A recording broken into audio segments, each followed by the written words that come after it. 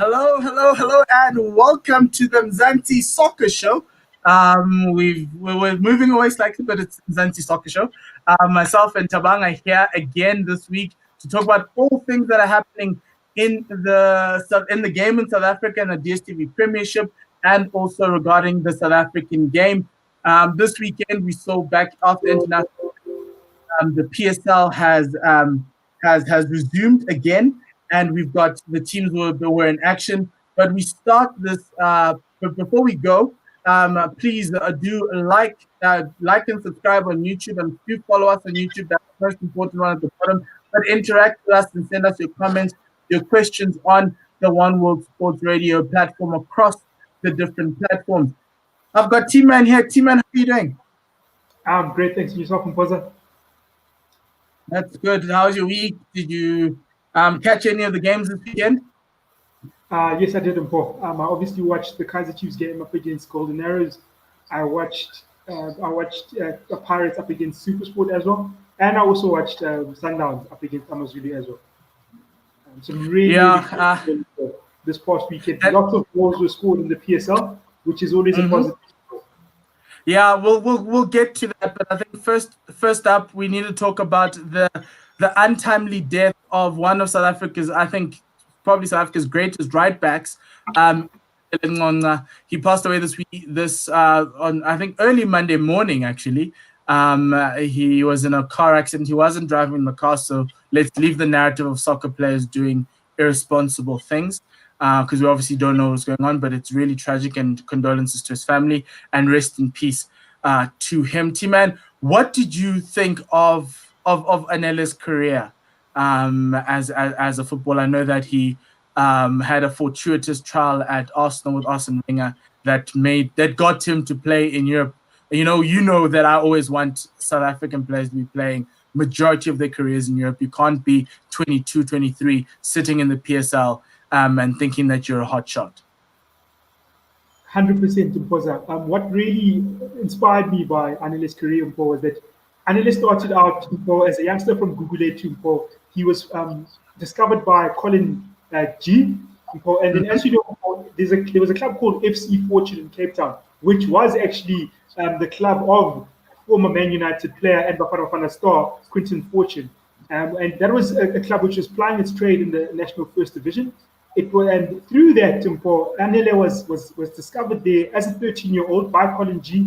He went up the ranks at FC Fortune, and as an 18-year-old, and I'll never forget, it was a Kickoff magazine, and I saw a youngster who went to Arsenal for trials, and I'll never forget from that time. I didn't know who he was at the time, and I only read the story at that time that there's a youngster who's coming all the way from the National First Division, and he's going to have trials at Arsenal. He had a 2-week trial at Arsenal, and he impressed Arsene Wenger so much, that as unfortunately at the time, what happened was that obviously work permit issues blocked him from signing for Arsenal. But what really inspired me with that was that Arsene Wenger kind of reached out and looked for an opportunity. He was looking for somewhere to loan him out for a couple of seasons and then sign him on later.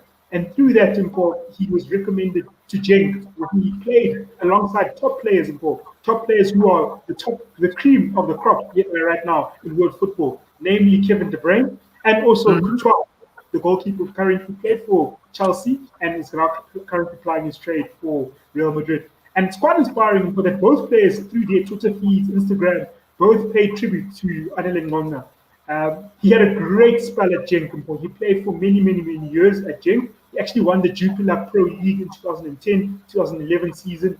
And through that, Anele Ngcongca, before playing for Bafana Bafana, did not play in the PSL. He went straight from the National First Division to Europe.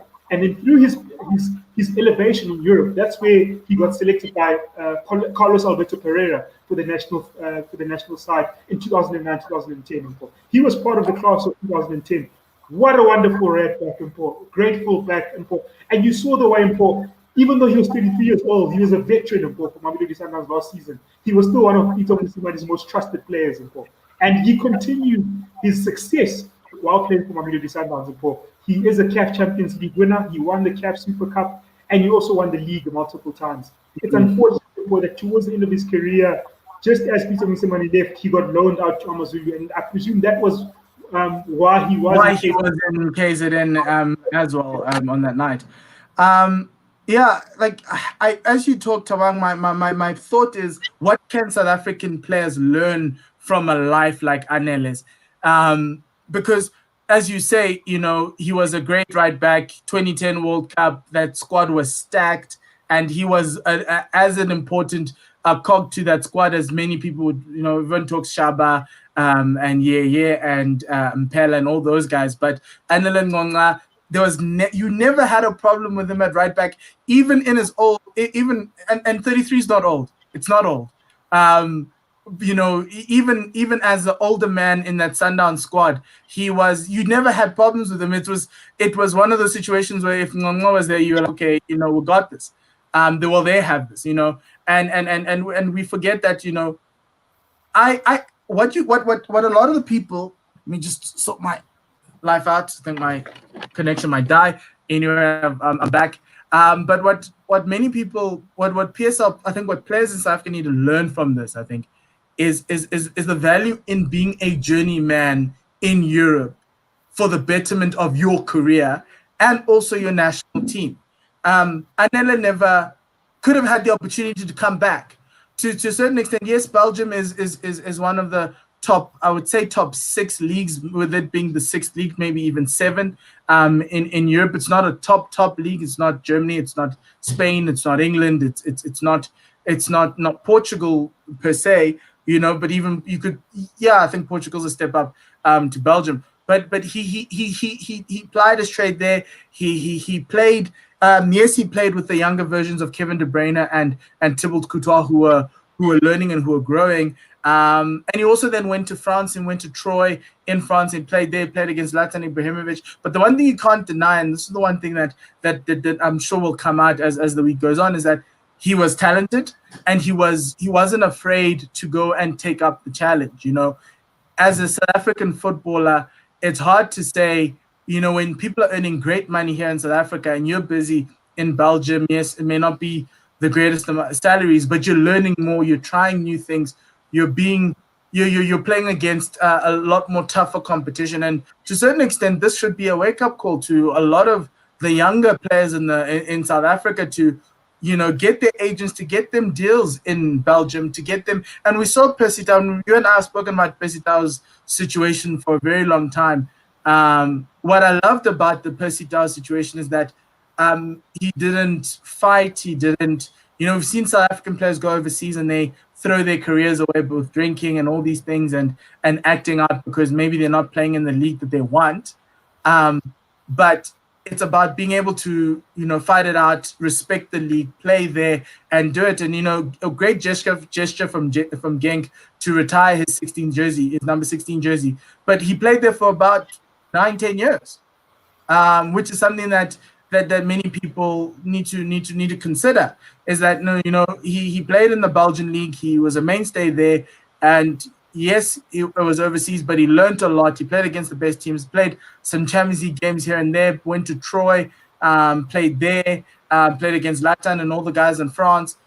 Then he came back to South Africa as not as an old man. He was over his 30s, and he was not as sought after in Europe, but he still was an important player. And that's the type of things I think South African players should try and get out of a life of Anele's, is that, go and seek those opportunities abroad in Europe. Go and expand your horizons. Don't come to South Africa. Yeah, the money in South Africa will always be there. It's not going to run away. But go and enjoy your life and learn from it, because that's what it is. And yes, you may not be as talented as you may be, but go and be competitive with other people elsewhere in Europe, then sit in your comfort zone and go in. And to think about an 18-year-old guy going overseas and playing in a country that he's maybe never been to before, in a league that with guys who maybe don't even speak his language, that spoke a lot about his character. And I remember when he came on the scene with Bafana, everyone was like, "Who is this guy? Who is this guy?" Because we'd never seen him play in the PSL, but he was just incredible.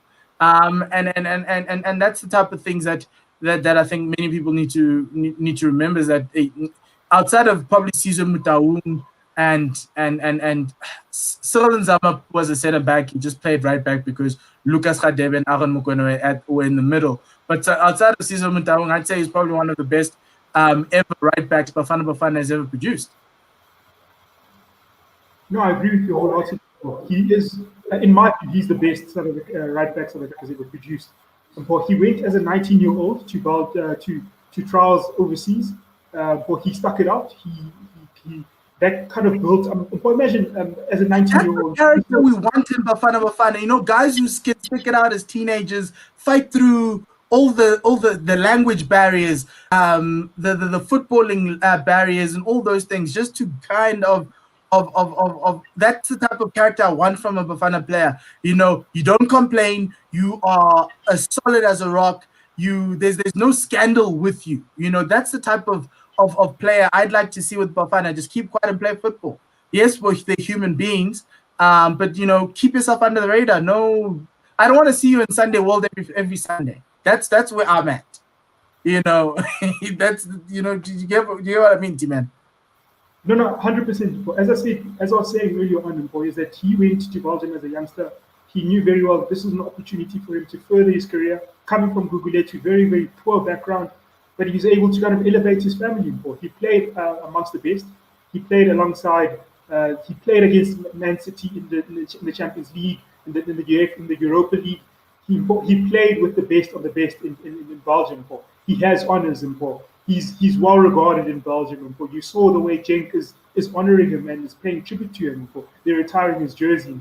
He spent 10 years in Europe. And as you said, when he came back to South Africa, he had the class of a seasoned professional footballer, even though there was someone who left South Africa at a very young age.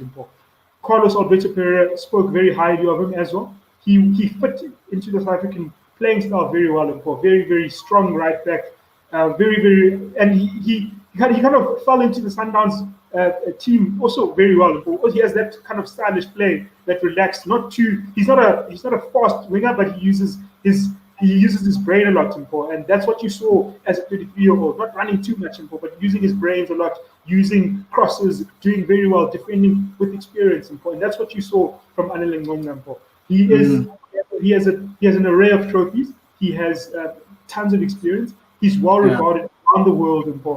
You saw BBC Sports tweeted about it, Sky Sports tweeted about it, FIFA.com tweeted about it. Thibaut Courtois tweeted, Kevin De Bruyne tweeted. This is a man who made his mark on South African football. And I think you mentioned something quite important there, that South African youngsters need to kind of look at stories of Anele Ngcongca. And I think that's something that we can kind of learn from his career. Let's learn from the way in which he did it. The same way Percy Tau is doing it at the moment. He's hustling, he's grinding it out there in Europe. He's coming back. You can always see there's a difference in class every time he comes back. And Percy Tau, you can see a difference. He's a level much higher than the standard of our players at the moment. And the same could be said is said for Anele Ngcongca. He was and if you look at it, Bongani Zungu, he left the moment he got that opportunity. He was in Portugal, he went to France, and now he's in Scotland. And that's the type of journey that we're going to have to take as South Africans. You know, you're not going to get picked up and put in an English Premier League side. You're going to have to do the rounds in Europe to get there. And that's how a lot of the earlier generation Bafana players did. You know, the team that went to 96, remember back when FIFA had about 18-man squads, 14 of that 18-man squad were playing in Europe. Some of the guys were playing I remember Shuzmu Shoyo was playing in Turkey. I think at the time, I think Tinkler was playing in Italy before he moved over to the UK. You know, it was, I think Phil Masinga was also playing in Italy. I think he was playing for Lazio or Torino, one of those teams there. But that's the type of mentality those guys had. They knew, yes, back then there wasn't money in South Africa, so you had to be there. But even now, when there is money in the South African game, you need to go and you need to hustle. You can't just sit on your laurels. And we're going to talk about teams that have been sitting on their laurels. But yeah, T-Man, I'm just going to give you the final word on Ngcongca, and then we just have to move on and discuss this weekend's games. Mpho, as I said, Mpho, a very, very highly regarded player, exceptional career. He made his mark on South African football. He made his mark on global football. Mpho. And one thing that we'll always remember, Mpho, is that number 5 jersey for Bafana Bafana during the 2010 FIFA World Cup, he was there. Mpho. He was the story, Mpho, from Gugulethu to Belgium, Mpho, from Gugulethu to Highbury Stadium, rubbing shoulders with Arsene Wenger. These are the stories that we dream of for our South African players. Yes, it is, and I hope that Safa will try to create a legacy around him. Actually, I do think we need a South African football museum to capture the stories of our famous football players, even throughout apartheid and when we've come in. We have so many stories that need to be told, and the Anele Ngcongca chapter also needs to be told as well in South African football. T-Man, let's move on to things that happened this weekend. We had a couple of games going on this weekend. We had a full suite going on this weekend after the international break. Stellenbosch United winning 2-0 against Chippa United. All the new signings there in Stellenbosch are doing quite well. Black Leopards, Dylan Kerr coming back. 1-0 victors. And Rodney Garama Galela, the goal scorer, they remember we were talking about him when he left TTM and never turned back, or was TS Galaxy and never turned back. Golden Arrows and Kaizer Chiefs was entertaining for the neutral, depressing for Kaizer Chiefs fans. They finally scored goals again, in open play, but they just could not hold on to that win. Orlando Pirates were lucky recipients of an error that gifted them the winning goal. Swallows and TS Galaxy. Swallows unbeaten in the league, just carrying that on. We'll talk about what happened last night. And then Cape Town City winning 4-2. Thabo Nodata coming back from Bafana, scoring a brace there. Mamelodi Sundowns 4-3. It wasn't as tight as the scoreline says, but a lot of mistakes at the back at Sundowns, keeping Amazulu in the game. And 1-0 with TTM versus Baroka in that Limpopo derby, the first one of the season. T-Man, what game did you what did you make of these results this week in the PSL? Unfortunately, what happened as a result of Maritzburg United losing to Black Leopards was that, unfortunately, a coach who we've always regarded highly in South African football, Eric Tinkler, finally got, let me not say finally, but unfortunately, he got the sacking from Maritzburg. No, but you can say finally, because we spoke about this 2 weeks ago. We said but it's unfortunate. It's unfortunate, yeah, at the same time. Yeah, but look, do you mind putting the scores up? Oh, yes, let's put it back on. Yeah. Again, yeah. I was going to say, a game which I thoroughly enjoyed was obviously the Mamelodi Sundowns versus Amazulu game. Thembazwane is on fire at the moment. He is firing on all cylinders. He scored 2 goals for Bafana against Sao Tome last week, and he scored a hat-trick in 30 minutes against Amazulu. Oh, and it wasn't 30. It was 11. It was 11 minutes. 100%. Obviously, I'm speaking from the time the game started, but I hear what you're saying from the first goal up until the third goal. Yes, 11-minute hat-trick is insane. If you put it in the context that you put it, it's absolutely brilliant. Thembazwane is on fire at the moment, so arguably one of South Africa's best players at the moment. And we're speaking about overseas. Hopefully, I'm hoping that he can also impress scouts from overseas. Obviously, age is an issue, but Thembazwane is really on fire at the moment. 5 goals in the last 2 games for him. He saved us against him, and Percy saved us against Sao Tome. I'm going to say saved in capital letters. Here against Sundowns, he played very, very well. Sundowns game, I watched the game. Nascimento made a couple of mistakes and errors, but it happens in football. It happens in football. It's so great seeing Amazulu raising the bar and matching Sundowns pound for pound. That's really exciting in our football. Orlando Pirates, they beat SuperSport 2-1. I wasn't too convinced with their performance. They scored a penalty, and then they, as you said, as a result of a mistake, they took advantage and beat SuperSport 2-1. But I wasn't too convinced with their performance in that game. Yes, talk about Kaizer Chiefs. We're going to talk about another game of Kaizer Chiefs. No problem. Kaizer Chiefs are simply, they are struggling at the moment. And I say struggling in capital letters. The Pefeni Glamour boys are really struggling at the moment. They really, the performances are not as, the performances are diabolical, to be entirely honest. The Kaizer Chiefs faithful are really down at the moment. And, I saw someone tweet today saying that, people are no longer surprised with Kaizer Chiefs results. It's almost like a given that game in, game out, there's going to be struggles. And it's a bit disappointing, Mpho, because you've got such strong players, Mpho. Someone mentioned yesterday that Ramatlhe, he was one of the best up-and-coming centre-backs coming up, Mpho. Leonard Castro, part of CBD. Kama Billet, arguably, probably, I stand to be corrected, but he, according to stats, he's the highest paid player in the PSL, Mpho. But Yes. look at the performance, Mpho. It's not, Kaiser Chiefs is really, they really need. Man, we'll talk about Chiefs at the back end, right? Hold your fire for the back end, right? I think if I look at the games, yes, T-Man?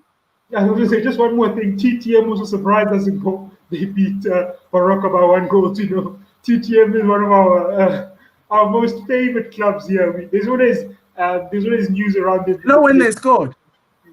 I watched this goal. Justin Shonga scored in 90+3 extra time. He puts it in. I thought it was going to be a draw, and then all of a sudden, because I looked, the Sundowns game was petering out, and Amazulu couldn't score. So I go over and I'm like, how? Okay, this is interesting. But look, I think what TTM does, and to a certain extent, we mustn't necessarily look over teams like TTM and TS Galaxy. What TTM have is a very good strike force in Anele and Ngcongca, and Justin Ngcongca came through. Justin Ngcongca is a Zambian international. He's no joke of a player. I just felt it at Orlando Pirates, nothing happened. Like, your point with Pirates is true. I think my issue with Pirates has always been that they'll give you great games and then they'll be flat. And against SuperSport, they were flat in that first half. They tried to pick it up in the second half, applied a little bit of pressure and caught SuperSport cold. But like, look, that Sundowns game, yes, it was thinking. This is the point. This is the point where I think we need to go to. I'm excited with Cape Town City scoring a lot of goals. I think that's very important for them. And I'm really happy Stellenbosch is starting to win, because I think they have a very good squad to challenge for top 8 this year. And we're happy that Dylan Kerr is back. Black Leopards have a love affair with Dylan Kerr. The one question I wanted to ask you is that, looking at the PSL log right now, obviously Morocco Swallows is on top of the log, or 1 point ahead of Sundowns. Sundowns have played 4 games. They've gotten 10 points, 3 wins, 1 draw. And the question that was asked, I think there was a story that came out, I think yesterday, that Mzansi said they're aiming for 71 points. Yes, it's a great thing at the beginning of the season, especially for a team like Sundowns, to aim for 71 points. But I look at the opponents that they've played already. They've beaten Chiefs, they've beaten Cape Town City, and they're yet to play SuperSport and Pirates. But they've managed to get through quite a strong Amazulu team. Yes, they've made mistakes, but they have. Can they make it to 72? That's my question. On the balance of everything, do you see the Sundowns team making it to 72? I understand now we're literally an eighth of the season in. We've still got quite a few more games to play. We're on our way to 30 games. Can they do it? But I don't think they can. Nothing against Sundowns, Mpho. It's just the way in which the PSL is, Mpho. When teams play against Sundowns, they use a very defensive approach, and that's what you saw with TTM. TTM, they know very well, with a team like Sundowns, you've really got to be. Same thing with Amazulu, Mpho. You really got to be on par, Mpho. You really got to concentrate fully, otherwise Sundowns will punish you. It's nothing against Sundowns. It's just that when teams play Sundowns, they know that they've got to raise their game, and you find that's why Sundowns wins a couple of 1-0 games here and there, 2-0 games here and there. But throughout the season, they will draw. They'll lose a couple of games. They won't get to that. They'll be the best team. They could be the best team. They probably will win the PSL. But in terms of getting a high margin in terms of points against their counterparts, I don't think that will happen before. Purely nothing of their own doing. It's just the way in which teams plan against them, the way in which teams defend. Yes, and you saw that last season. They drew a lot of games. They drew a lot of games that they were supposed to win. Sundowns didn't win the league because they were brilliant and they dominated from start to finish.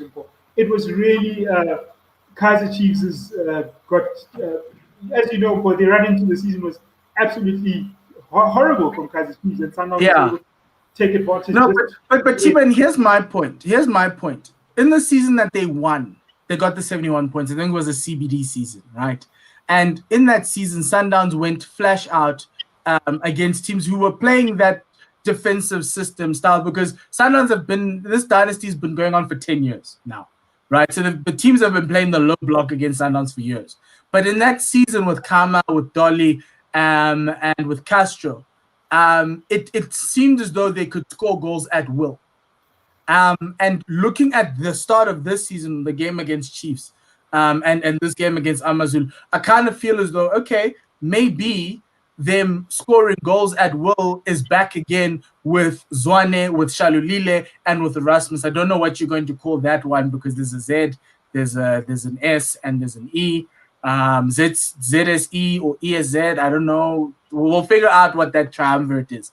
But with those three, they seem like a very different prospect from an attack perspective, especially against Chiefs. In the first game of the season, one would have expected Sundowns that game to end in a draw. And it wasn't the fact that Chiefs played badly that game. It was Sundowns were far superior than their opponents. And I think this is the season, and this first season with the three wise men, that we'll find that the Sundowns will be far superior, especially from an attacking end. Previous season, Sundowns were far superior from a defensive end. They would concede the least amount of goals. Their midfield with Mpho Kekana and would be very solid. Now Mpho's on the bench. Andile Jali's pulling the strings. He's doing it well.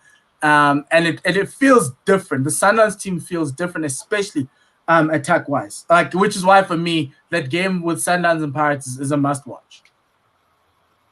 Yeah, but it's still too early. It's still very early to predict that. But as I said, my view is that teams will defend, especially towards the second half of the season, once teams are now fighting for relegation.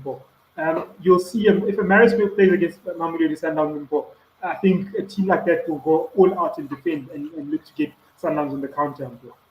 You saw how close the game was with Amazulu. You saw how close it was in terms of goals and stuff. So I think that's where you've got to kind of just be wary. But I take full, I kind of absorb what you're saying in terms of, yes, Thabang is firing on all cylinders.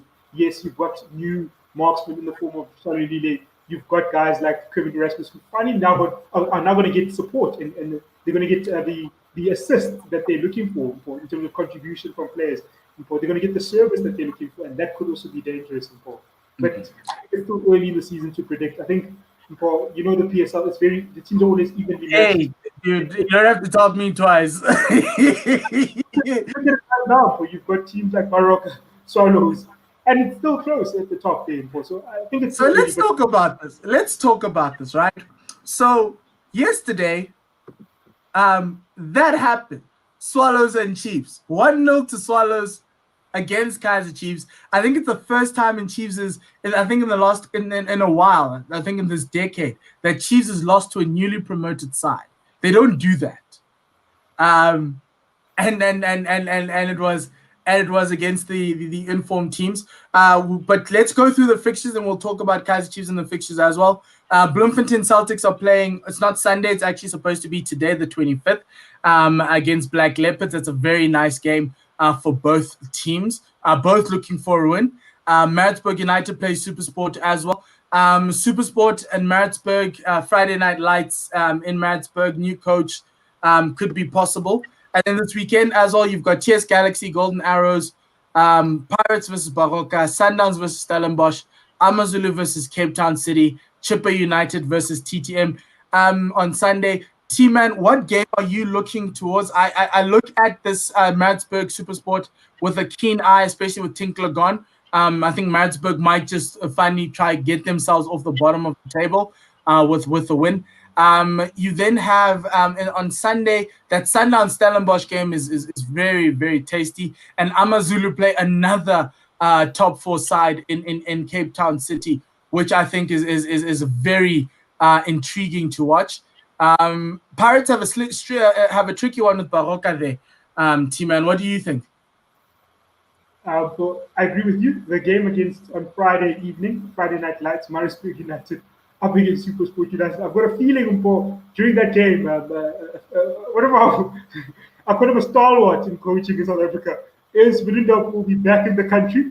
and he will probably be coaching Marisburg United. Did he leave? And Did he? I don't think he left. well, it could be. It could be Marisburg's first win of the season against Supersport United. Well, as you know very well, South African football is always full of surprises. So I've got a feeling that Spiridov will be announced as Marisburg coach, and I think that fresh new coach for Marisburg, them playing on Friday night in Marisburg will actually be a gem for them, and hopefully they can win that game. Looking at the other fixtures of the weekend, I'm looking closely at Chippa United up against TTM. T-Man, why are you always picking on TTM? No, as you know, that's the game of the unusual management teams. So I think it's good. I mean, as you said, I think TTM have continuously surprised us this season. I think up they're playing against Chippa at the moment. Their confidence is now coming up, as you said. Justin Shonga and Ngele, if they can kind of gel well together, they could actually surprise Chippa. It looks like the game will be in PE, and I'm looking forward to that game. I really want to see how TTM, and as they find their rhythm in the PSL, how they'll gel together as a team. I'm also looking closely at Orlando Pirates against Baroka.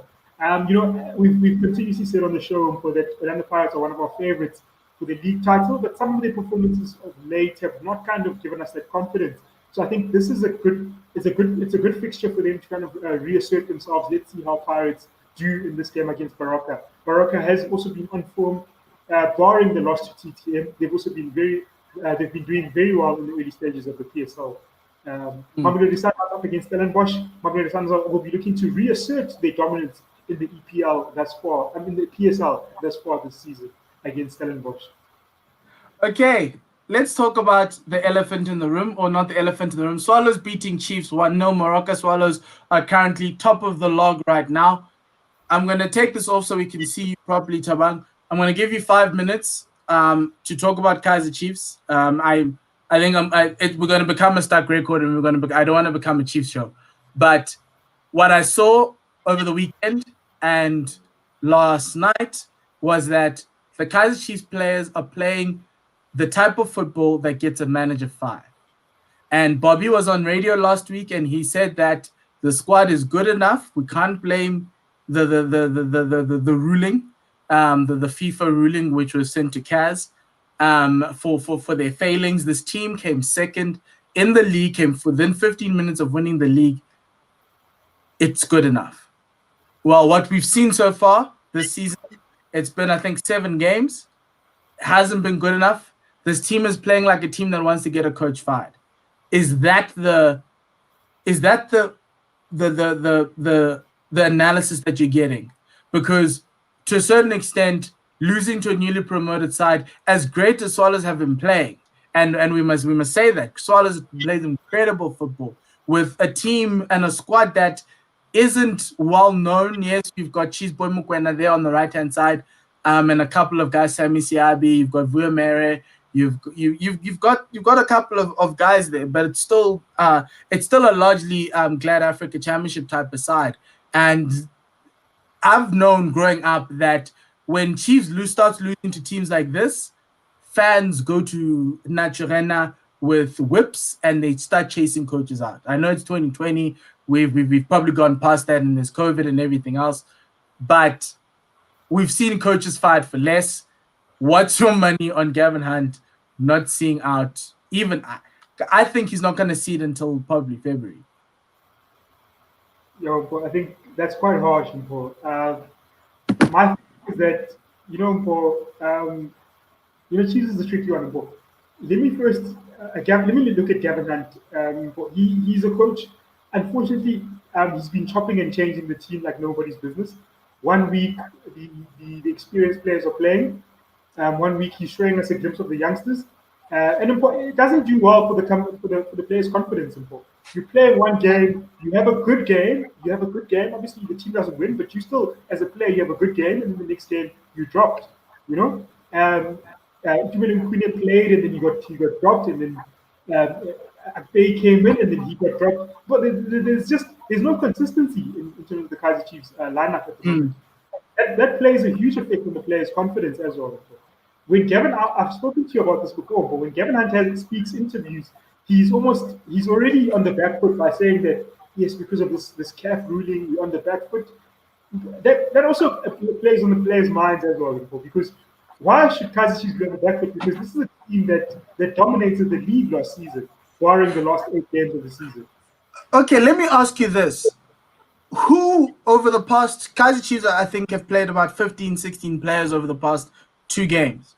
Which player has played out of their socks? Had to you, like, no, this guy is safe? Because I don't see anybody in this team who's playing out of their socks. That's that's the thing. I mean, they are standout performers. Daniel Cardoso has always been a phenomenal defender for Kaizer Chiefs. He's always inch perfect sliding tackles. He's a really, really great defender. Should be in the Bafana squad as well. But the players, bro, there's a lot of players in Kaizer Chiefs who should be leading this team towards a PSL title. But those players are not coming to the party. Name them. What better way? Name them now. We want to know who they are. Because now I never want to be too harsh, but players like Kama Billiat, former PSL player of the season, he has not come to the party this season. Leonard Castro, he's a stalwart international player. He's not playing the level of football that we would expect him to play. Lebogang Manyama, also another former PSL player of the season, former PSL top goal scorer as well. He's also not playing the way in which we'd expect someone like him to play. Then you have players like Mpho, at one stage regarded as the best centre back in South Africa, but he's also he's not really playing at the moment. I don't know what. There's a lot going on at Kaizer Chiefs at the moment, and I don't know what I've mentioned it before that I think that those last 8 games in the PSL, they really took a knock on the players' confidence. And maybe what needs to be done is that the Kaizer Chiefs really need to, I don't know what it is, bring a motivational speaker to kind of condition the players' minds as well. Because another thing with Gavin Hunt that I'm a bit disappointed in is, as I said before, is that some of these post-match interviews or pre-match interviews, he speaks as though the team's always on the back foot. No, Mpho. This is Kaizer Chiefs, Mpho. You've got Kamabilia, you've got Lebogang Manyama, you've got Leonard Castro, you've got experienced players, Mpho, at your disposal, and you've got a good crop of youngsters, Mpho. Blend those together, you can create magic. Could this be, I think about this, I'm like, could this be like a David Moyes effect at a Manchester United, where at a smaller club with lesser resources and a lesser fan base? What smaller club, Mpho? What smaller club? Vids, Supersport. They don't have that many fans. Their fans are not demanding. If Vids and Supersport come out at a 4 or 5 or even in the top 8, it's a nightmare if they don't make it into the top 8. Whereas here with Kaizer Chiefs, we expect you to do something. It's either 1, 2, or 3. But remember, over the past 10 seasons in the PSL, Supersport and Vids could be regarded as teams which are better than Kaizer Chiefs. In the past 10 seasons, Supersport and Vids. But the difference, Thabang, is that the expectation at Kaizer Chiefs is always an expectation for you to do something, for you to win. It's the same expectation that we had on Steve Kompela, and he couldn't deliver. The signings weren't there. The players weren't there. No. But the point that I'm making is that everyone's saying that this team of Kaizer Chiefs, yes, they lost the league and they had a bad run-in, were still good enough to finish at 2. When currently Kaizer Chiefs is at 10 right now. They've won 1 game out of their 5 matches. It's the worst start to the season, I think, since 2009. And that was the season I think Gavin Hunt actually won Go Supersport. But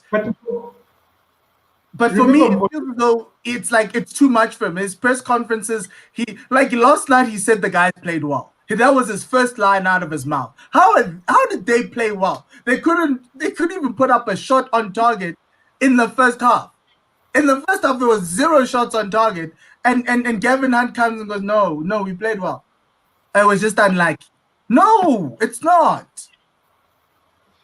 Yeah, it's a tough one, but I'll stand by my point by saying that Gavin Hunt is not coming from.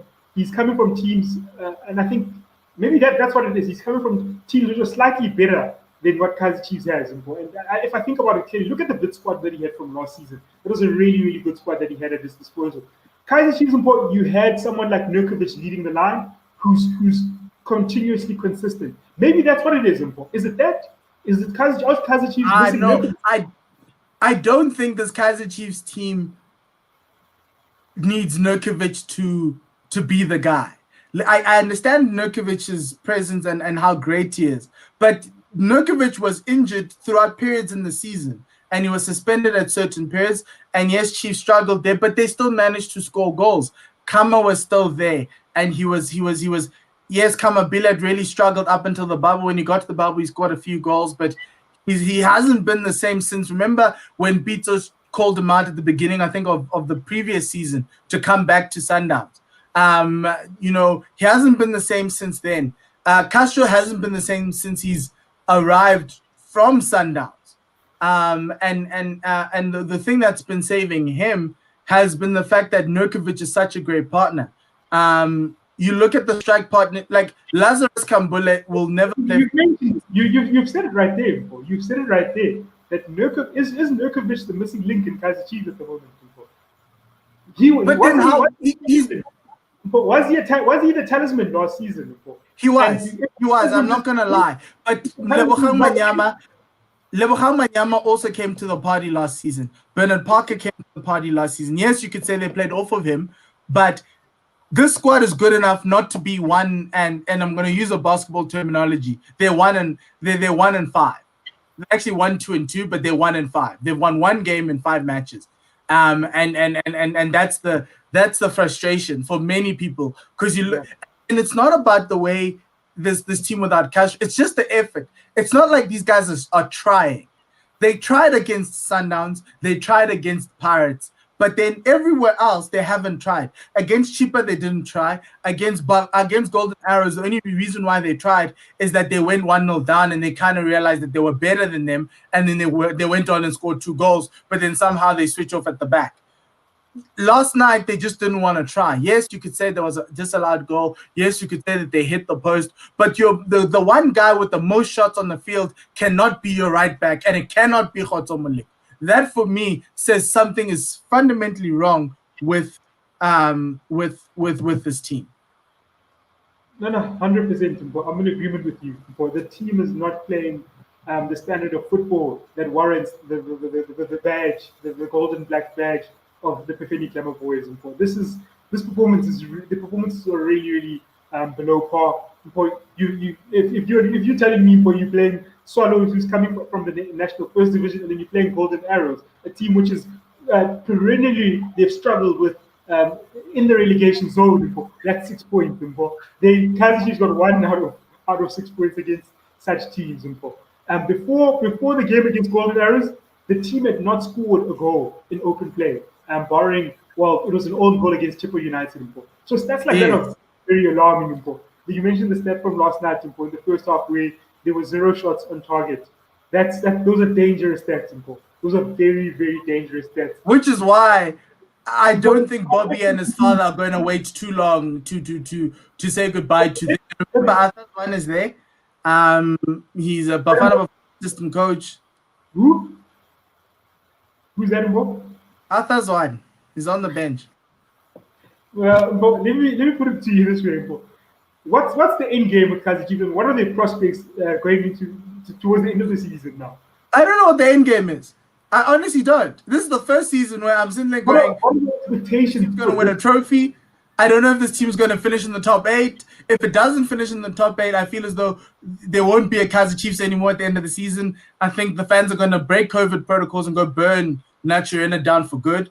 I think Kaizer Chiefs fans feel disrespected by Bobby and his father, which is why I tweeted yesterday. I called it Family Business FC because, quite frankly, they're playing like it's a family business. So yeah, like, I don't know. This is the one season, like every season with Kaizer Chiefs, you're like, okay, look, they're gonna try and get one of the trophies. Yes, it may not be the league, but you're gonna at least try go deep in a Telkom knockout, an MTN 8, or even a Nedbank Cup, like we always do, and somehow, somewhere in a semi-final or final we lose. This season, I'm sitting there going, We're not winning anything. We're not touching anything. But it's tough. It's tough for Kaiser Chiefs. But remember that over the past few seasons, they've really dropped the ball a couple of times. Nedbank Cup up against TS Galaxy from the first division, they lost in that final. But you had a trophy in your arms and you let it go. And a couple of seasons later, all you needed was 3 points to win the league. And you against Baroka. You had the trophy in your arms and you let it go. So confidence is a huge factor playing on these players. Maybe it's that pressure of knowing that the fans are disappointed over the performances of the past few seasons. But T-Man, we're on Twitter. We're not in the stadium. We're not gonna come to your house. We're on Twitter. Yeah. We're in our houses. We're not at the stadium. Gone are the days of the coach being chased out of the stadium. Gone are the days of people arriving on natural and telling the coach that was your last game. Those days are gone. Gone are the days storming the ground because you're playing badly. Because quite frankly, last night, if there were fans in the stadium and this was at effort, even if it was at Dobsonville Stadium, Chiefs fans would have come. They would have stormed the stadium. Gavin Hunt would have needed security. Remember when I think it was Steve Kompela who needed security to get out of stadiums and they had to beef up the security because the fans weren't happy. We're in that period now. The difference is that everyone's using their thumbs instead of necessarily using their feet to go and scare people and make people realize that there's a weight of expectation that comes with a club like Kaiser Chiefs. 100%. But to be honest, it's I'm no longer laughing anymore. A couple of weeks ago, you remember I was laughing, but now I'm no longer. It's a serious matter now. The team is underperforming.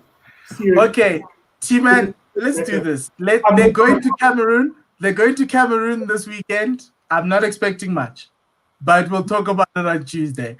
I think let's close the show there. I honestly, we know how Chiefs does in CAF, so yeah. I think if Kaiser Chiefs has the option, you'll see them play the youngsters this weekend. You'll see what happened in prior years, whereby the main team stays in South Africa. T-Man, my thing is, I don't even think they're going to leave South Africa and go to Cameroon. I wouldn't put it past them. It's a tough one. Find out during the week. I hear you. Sure. Thank you very much, T-Man, for joining me on the show. As always, this is the Mzansi Soccer Show on One World Sports Radio. Please remember to interact with us on these platforms. And also the most important one is at the bottom, the YouTube one. Please like and subscribe and share this as much as possible. Thank you very much, T-Man. From myself and T-Man, enjoy your footballing week, your soccer week. And yeah, le sale, kakachis.